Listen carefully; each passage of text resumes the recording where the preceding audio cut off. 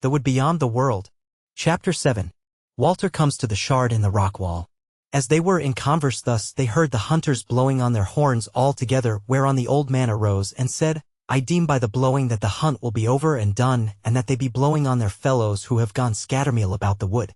It is now some 5 hours after noon, and thy men will be getting back with their venison, and will be fainest of the victuals they have caught. Therefore will I hasten on before, and get ready fire and water and other matters for the cooking. Wilt thou come with me, young master, or abide thy men here? Walter said lightly, I will rest and abide them here, since I cannot fail to see them hence as they go on their ways to thine house. And it may be well that I be at hand to command them and forbid and put some order amongst them, for rough playmates they be, some of them, and now all heated with the hunting and the joy of the green earth.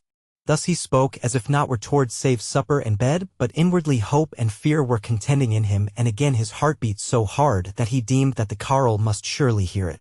But the old man took him but according to his outward seeming, and nodded his head and went away quietly toward his house. When he had been gone a little, Walter rose up heedfully. He had with him a scrip wherein was some cheese and hardfish, and a little flasket of wine. A short bow he had with him, and a quiver of arrows, and he was girt with a strong and good sword, and a wood knife withal.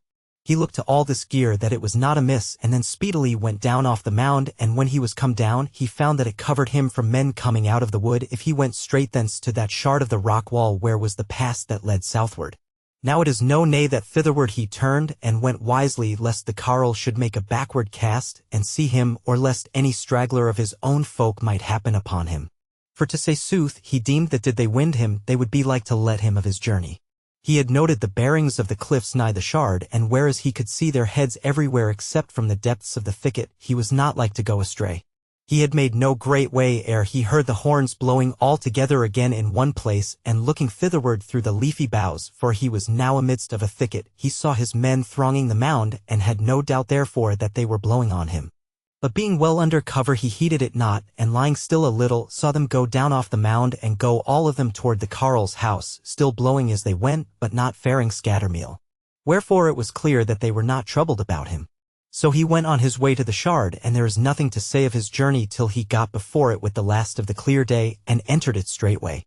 It was in sooth a downright breach or cleft in the rock wall, and there was no hill or bent leading up to it, nothing but a tumble of stones before it, which was somewhat uneasy going, yet needed not but labor to overcome it. And when he had got over this, and was in the very pass itself, he found it no ill going. Forsooth at first it was little worse than a rough road betwixt two great stony slopes, though a little trickle of water ran down amidst of it.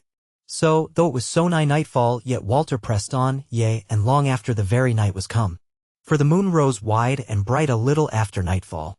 But at last he had gone so long, and was so wearied, that he deemed it not but wisdom to rest him, and so lay down on a piece of greensward betwixt the stones, when he had eaten a morsel out of his satchel, and drunk of the water out of the stream. There as he lay, if he had any doubt of peril, his weariness soon made it all one to him, for presently he was sleeping as soundly as any man in Langton on home.